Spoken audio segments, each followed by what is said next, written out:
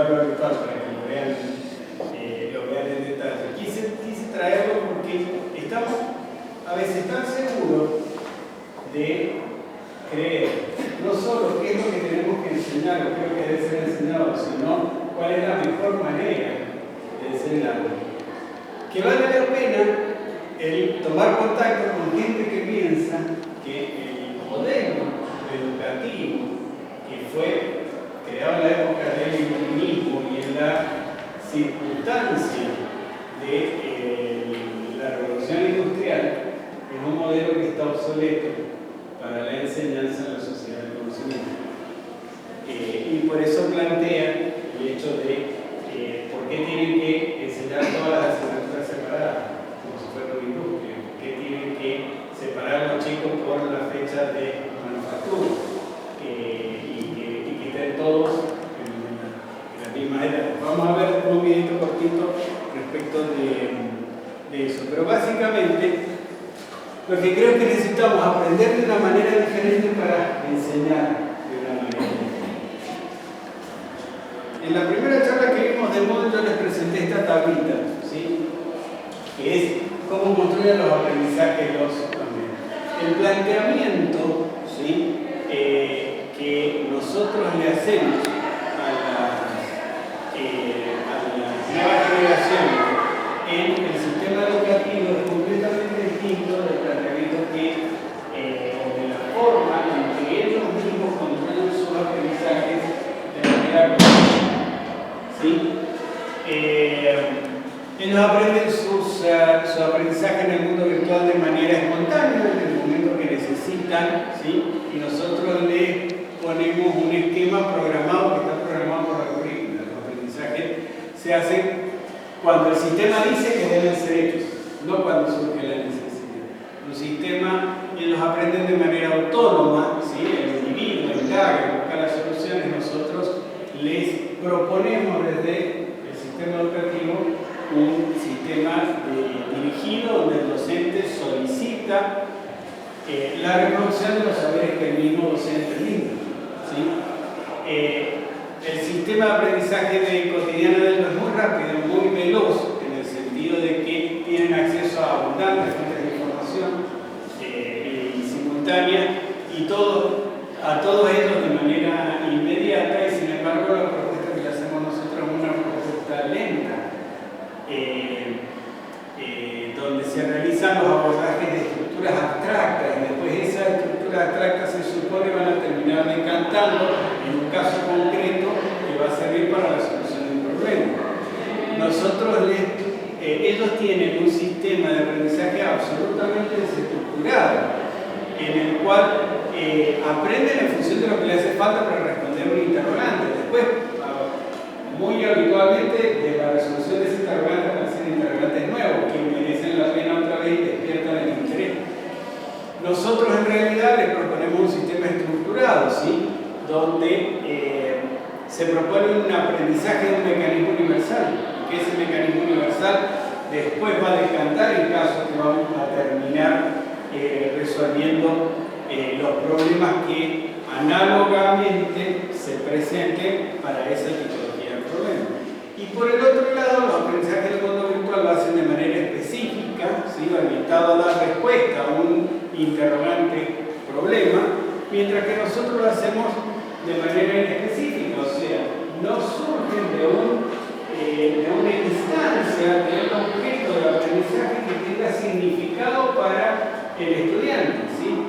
Hacemos la regla de 3 con pera y manzana, o con barricas y probetas, con tanques y botellas, que para su mundo no tienen ningún significado. Cuando lo podríamos hacer, no sé, con planes de celulares y con minutos de celulares, que sí son cosas que tienen significado en el mundo de ellos. Entonces, básicamente, un estudiante que construye, pues no son tontos, ellos construyen sus aprendizajes muy rápidamente, son maquinitas de aprender, pero un esquema, aprenden o construyen su aprendizaje en un esquema espontáneo, autónomo, rápido, desestructurado y específico, y le proponemos un sistema programado, dirigido, lento, estructurado y, por supuesto, ineficiente.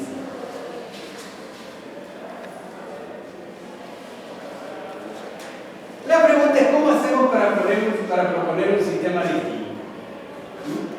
Les voy a mostrar ahora un video muy cortito, tiene 4 minutos, de una escuela que da la respuesta que tienen los suecos para este problema. Lo que diseñaron en Suecia para este problema.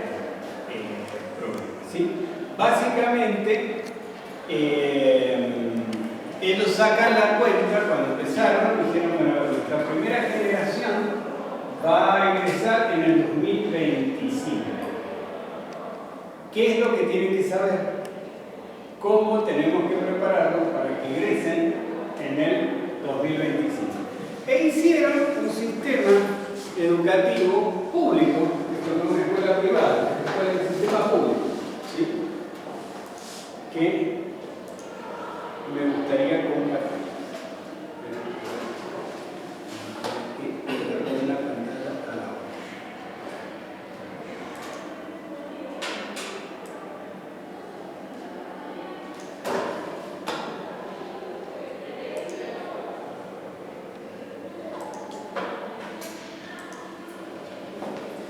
Este es mucho más cortito que el anterior.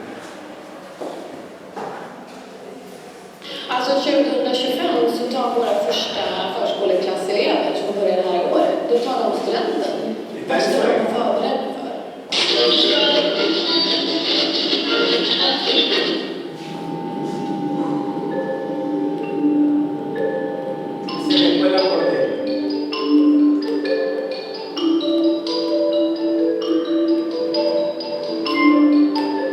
Tanken med hela telefonplanen är att försöka liksom att tänka och göra saker på rätt sätt från början. Så bara tänka utifrån hur är det vi lär oss. Det är skolor som jobbar mot svenska läroplaner och jobbar med samma mål som alla andra skolor.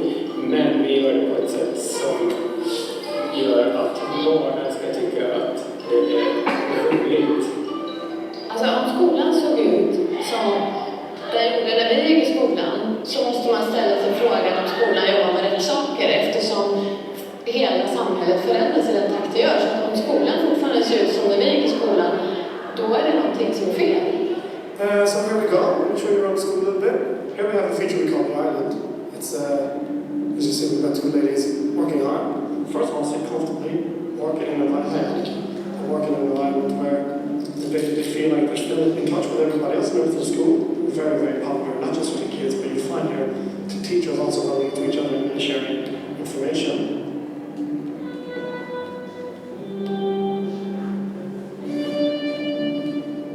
It's the traditional school auditorium, but created within an open landscape. Every school is like that. But we've decided not to waste the space. If you just look around the corner, our students have decided they want to sit here. So we then furnished it to make sure that we can do that. Did you make that? Yeah, you did. Yeah, you did.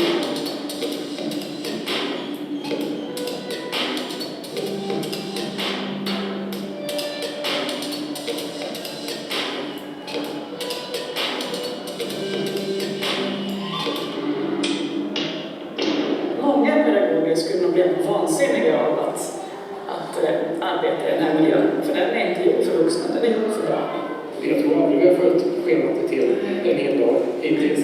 Vi har aldrig gjort en planering en del. Vi pratar innan om att vi planerar tillsammans, men det är sällan vi gör exakt så som vi tänkte att det skulle bli. Om man frågar vad en drömskola är, det är en väldigt spännande fråga. Då är det bara så här, ja, då stoppar man in ett chip här så är man klar. Och det är också så här, de berättar jättetydligt om vad liksom samhällets förväntning på skolan är för någonting. Det är liksom, ja men det är bara liksom att programmera in någon typ av faktakunskaper och vissa läsförmåga och vad det nu kan vara liksom. Och sen är man klar.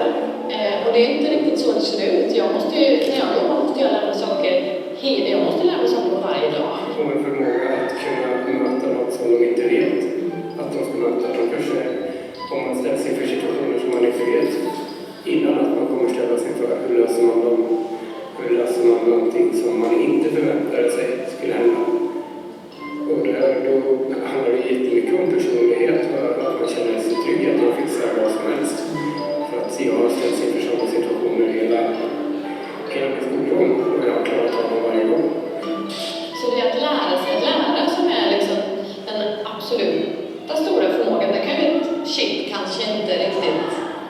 kan det vet vi inte.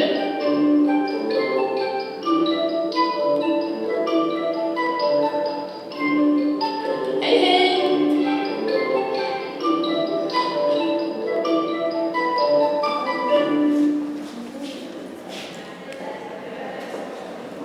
No quiere decir que nosotros estemos cerca, pero lo menos que podemos hacer es dar un vistazo como los demás resuelven estos problemas. Porque ¿qué es lo que no tenemos para poder hacer eso?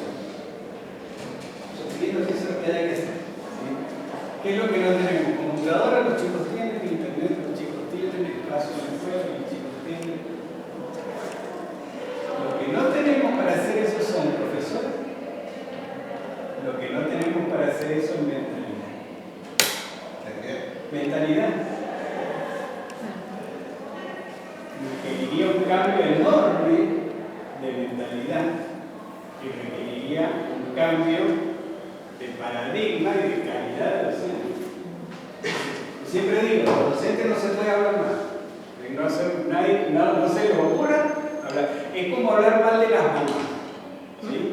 Las mamás, ¿hay malas madres? No, las madres son todas buenas. Sí, claro que las hay, sí, claro que las hay. Es antipático hablar mal de las mamás, ¿verdad?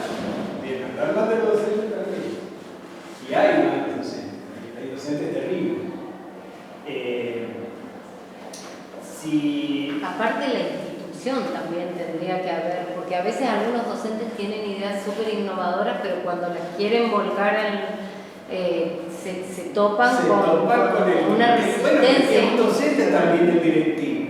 Claro. El directivo es el que baja las líneas, es un docente. Y el supervisor es un docente. Y el ministro también es un docente. ¿Sí? El desafío para poder llegar a un enfoque cualitativamente distinto para poder solucionar la problemática, que no necesariamente yo procuro que sea esta, ¿sí? Este funciona o funcionó en Suecia. Habría que ver, me parecen muy interesantes las cosas que plantean, los principios en los cuales han basado el modelo. Pero el escollo más importante es mental, es paradigmático, ¿sí? y no necesariamente económico. Tenemos nosotros las aulas así rectangulares y todos los bancos mirando para acá y el salón de este lado, porque este es el modelo de hace 200 años. Así lo definimos hace 200 años, así lo seguimos usando y no usamos otros modelos alternativos. ¿Cuándo han empezado a utilizarse modelos alternativos? Con la virtualidad, donde uno puede elegir el momento, donde uno puede elegir el estado de ánimo, donde uno puede elegir el lugar, donde uno puede elegir qué es lo que quiere escuchar o no escuchar. Y si está muy aburrido, o yo estoy muy aburrido y ustedes ya están acá, no se van a ir un rato y van a volver, ¿está? Pero si yo estuviera en video, como voy a estar para los muchachos de San Luis, la parte aburrida la van a hacer y la van a pasar, ¿está? Van a elegir qué ver y qué es lo que no ver. Y en este sentido las tecnologías nos ayudan mucho. En realidad, las formas en que aprenden nuestros chicos están todas descritas como teóricos del aprendizaje. Lo que hay es una resignificación de ciertos aspectos de esta teoría. ¿Sí? Porque decimos, aprenden descubriendo. ¿Y quién es el padre del aprendizaje por descubrimiento? ¿Sí? Bruno.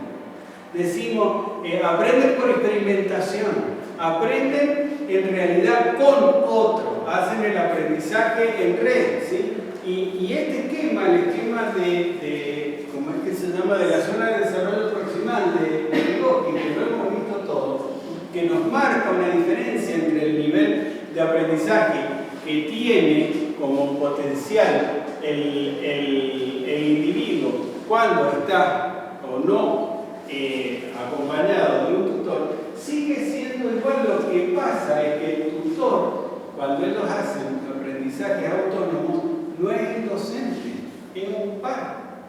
Enseña el que sabe cómo y está a mano y está relacionado con la temática y comparte la problemática. Entonces el esquema didáctico es el mismo, lo que cambia es quién es el que hace el rol de tutor. Y por el otro lado hay un desafío adicional que es el cambio de los lenguajes, ¿sí? Ustedes se acuerdan del juicio de Galileo, ¿sí? A Galileo lo encarcelaron básicamente porque sostenía que la Tierra giraba alrededor del Sol y no todos los astros alrededor de la Tierra, como decía la teoría geocentrista. Se suponía entonces que como esto derivaba de algún párrafo de la Biblia, entonces, como en la lógica aristotélica, si una premisa cae todo el razonamiento, entonces la Biblia no podía estar mal, porque si estaba mal eso, podría estar mal cualquier otra cosa, o sea, ergo, ¿sí? La Tierra era el centro. Y Galileo lo juiciaron y tuvo que ir y declarar que sí, que en realidad estaba equivocado. Salió del juicio diciendo por Simón, ¿sí? Sin embargo se muere. Sin embargo, Galileo no tuvo el respaldo de sus pares. ¿Por qué no tuvo el respaldo de sus pares? Porque cometió un pecado adicional. Galileo empezó a escribir los tratados científicos en la lengua del pueblo. Empezó a escribir en la lengua corriente, en la lengua común, en el italiano. Y todos los científicos, todos sus pares, decían que el italiano era una lengua popular que no tenía el rigor científico suficiente para expresar la ciencia. Que la ciencia no podía expresarse en otra lengua que no fuera el latín. Y entonces fue muy resistido el tema, ¿sí? Claro está que la ciencia se puede expresar en italiano, de hecho hay tratadistas maravillosos en italiano, y que era un prejuicio que se tenía en la época.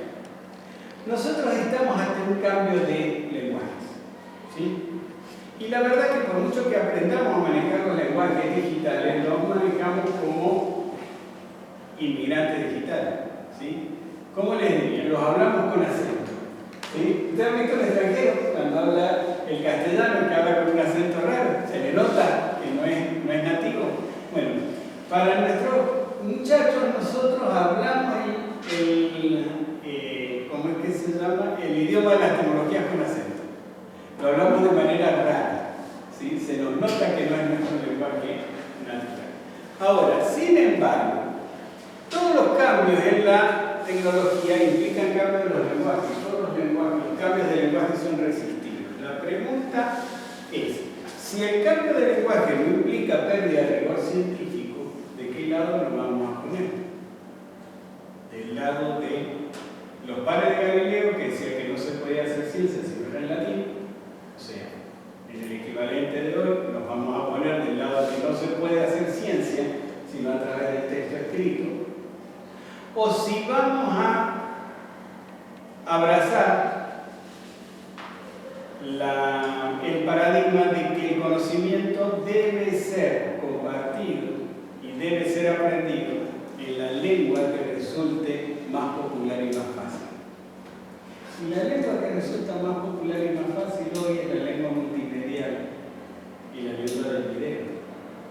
La pregunta es si en todo nuestro esquema nosotros vamos a seguir pidiendo que todas las producciones intelectuales sean a través de texto escrito. No quiere decir que yo esté postulando que quitemos el texto escrito, ¿sí? del medio, pero que sea el único. Realmente vale la pena que sea el único.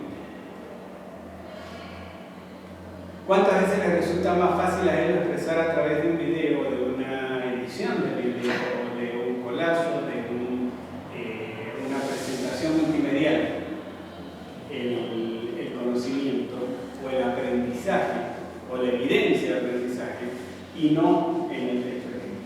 Insisto, no postulo el abandonar el texto escrito, porque me parece que es hora de que dejemos la resistencia atada al lenguaje que heredamos de los padres de Galileo, de pensar que el único lenguaje que tiene rigor científico es el lenguaje del texto escrito.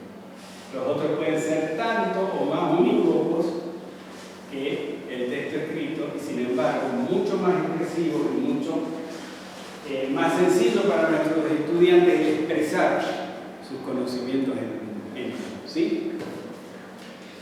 A ver, los docentes, gracias a Dios, la mayoría utilizan las tecnologías para la preparación de clases de alguna manera. Utilizan la tecnología para buscar información, utilizan procesadores de texto, planillas de cálculo, muchas veces crean ejercicios complementarios, piden hacer búsquedas en internet, ¿sí? Envían los recursos didácticos a través de hipervínculos, están acostumbrados a cargar las notas en el colegio y a veces en la facultad también, ¿sí? Muchos de ellos se están preparando en herramientas virtuales. Sin embargo, ¿sí?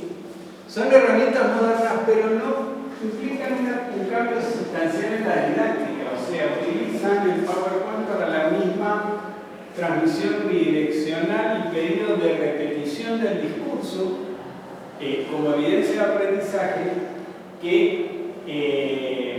para lo que utilizaban la tiza y el pizarrón, ¿sí? Y esto no ha evitado la convicción por parte del estudiante de que el sistema educativo, sobre todo en la secundaria, enseña cosas que son obsoletas. Propone métodos fijos para la resolución de problemas que son variables y obliga a la memorización de una cantidad de datos que son todos cambiantes y dinámicos, no tienen ningún sentido memorizar, ¿sí? O que implementan procesos fijos para resolución con metodologías que no necesariamente tienen que ser así de fijas y estructuradas, porque existen infinitas alternativas para ello, ¿sí? Entonces la propuesta es ir hacia un cambio de paradigma. Ramón Ferreiro, un profesor cubano, que es hasta ahora en la nueva Southeast, yo he tenido el placer de compartir espacios de formación con él, nos plantea este cambio de paradigma que quiero hablar, ¿sí? El ir del aprendizaje lineal a los ambientes de aprendizaje. En el aula virtual debemos crear un ambiente de aprendizaje, ¿sí? De la enseñanza memorística a la construcción social del conocimiento. Del aprendizaje competitivo al aprendizaje colaborativo o cooperativo. De la enseñanza individualista a la interdependencia social. Del maestro como transmisor al maestro como mediador. Del aprendizaje escolar y en una etapa al aprendizaje a lo largo de la vida. Porque todo cambia y si no tenemos un sistema de formación continua no podemos estar al tanto de los cambios que va haciendo el conocimiento. Del aprendizaje por obligación al aprendizaje por placer. Del aprendizaje centrado en el maestro o en el contenido al aprendizaje cuyo centro es el desarrollo personal y profesional de cada uno de los estudiantes. Miren, nosotros aprendimos con un mapa parecido a ese, ¿sí? Aprendimos geografía con un mapa parecido a ese. Es un mapa bastante inteligente, si ustedes se fijan, es un mapa que tiene los límites políticos, tiene las dimensiones, tiene las escalas, tiene distintos colores, ¿sí? Para las distintas alturas, tiene los nombres de las ciudades, los límites de las provincias, ¿tá? Esa es la herramienta con que nosotros aprendemos. Nuestros estudiantes en realidad aprenden con una herramienta así, ¿sí? Que es un mapa interactivo, un mapa que tiene arriba distintas capas de información respecto de lo que nosotros necesitamos, ¿sí? Y lo más importante, es un mapa que puede ser construido por el estudiante. Es un mapa donde el estudiante agrega la información que busca y que necesita.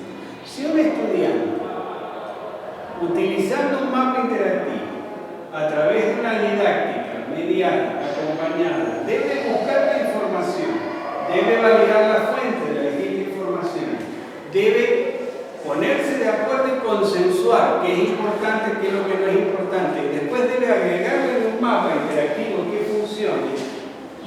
Ese estudiante no se olvida esa información nunca, porque la generó él.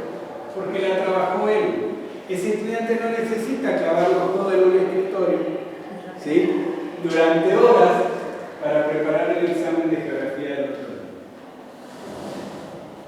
Lo más fácil es que se pare con entusiasmo, ponga el mapa y le cuente a su profesor cuál es la información que puso en el mapa, ¿sí?, y por qué puso esa información en el mapa.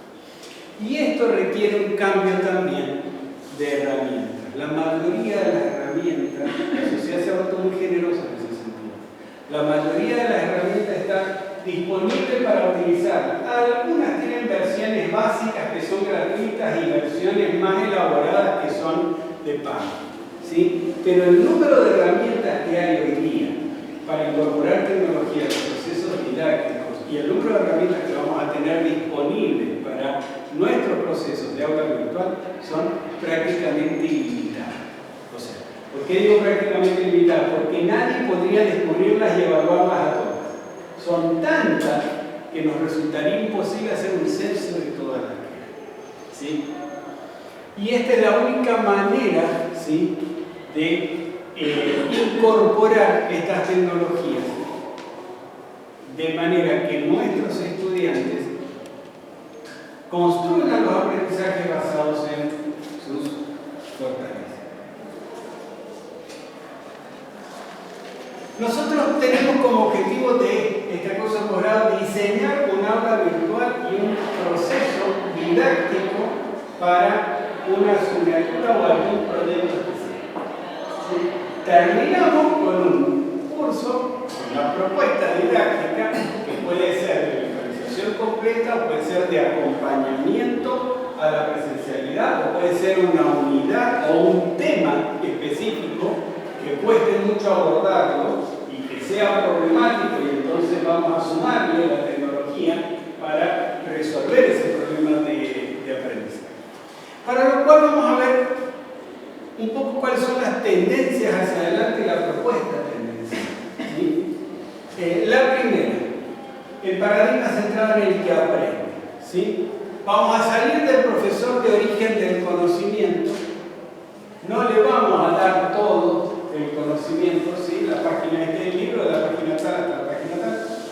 No nos vamos a parar en el frente a decirle lo mismo que dice el libro, sino que los vamos a acompañar para que sean ellos los constructores del aprendizaje.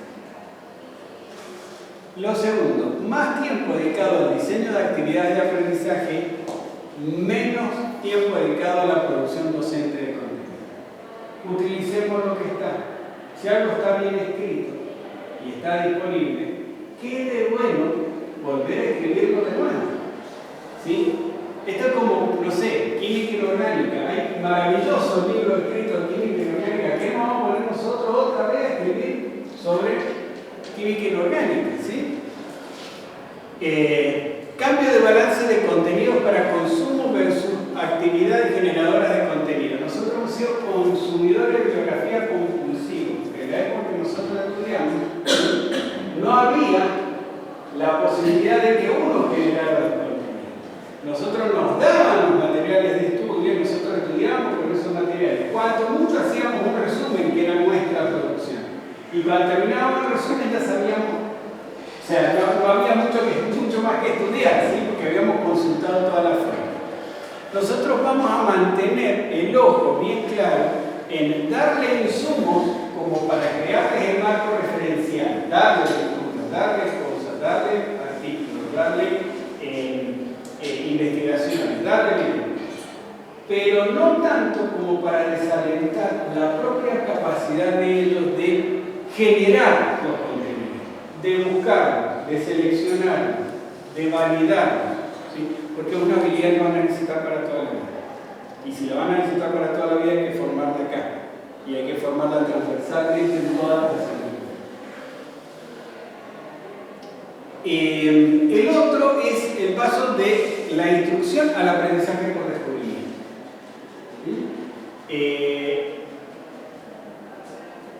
Tenemos en el esquema didáctico tradicional muy poco espacio para el descubrimiento, muy poco espacio para el sorprenderse, para el buscar, para el seleccionar, para encontrar cosas que no esperábamos. y mucha receta de cocina. ¿Sí? Evitemos las recetas de cocina, creemos los espacios a través de la virtualidad para el aprendizaje por descubrimiento. Del aprendizaje en etapa fija a un aprendizaje permanente, y esto lo decía una didáctica venezolana, del aprendizaje por tortura al aprendizaje por motivación. ¿Cuántos de nosotros aprendimos nada más que con el miedo al fracaso del examen? O sea, ¿cuál era el único, el más importante motivador para levantarnos a estudiar los últimos días a las 7 o a las 6 o a las 5? El miedo al fracaso y el examen. ¿Por qué tiene que ser así? No tiene que ser así. Te van a hacer todo un curso de posgrado y no van a rendir ni un solo examen. ¿Sí? Y no van a aprobar el curso de posgrado si el producto que elaboran no es de calidad. Y no hace falta un examen ni una situación ansiógena como la de los exámenes para que un profesor se dé cuenta si lo que nos propusimos, el aprendizaje que nos propusimos construir juntos, los estudiantes lo construyeron. Básicamente, vamos a tener que aprender a aprender un poco de esto. Vamos a tener que aprender a aprender como aprenden ellos para poder enseñarles y que aprendan como de la manera que ellos aprenden. Quienes abrazamos la profesión de educar, ¿sí? Llevamos con nosotros la tarea de servir. Adaptar la educación para preparar a nuestro destinatario para su mundo, al mundo que le va a tocar vivir, es nuestra responsabilidad. Nadie lo puede hacer por nosotros. Y eso es todo. Muchas gracias.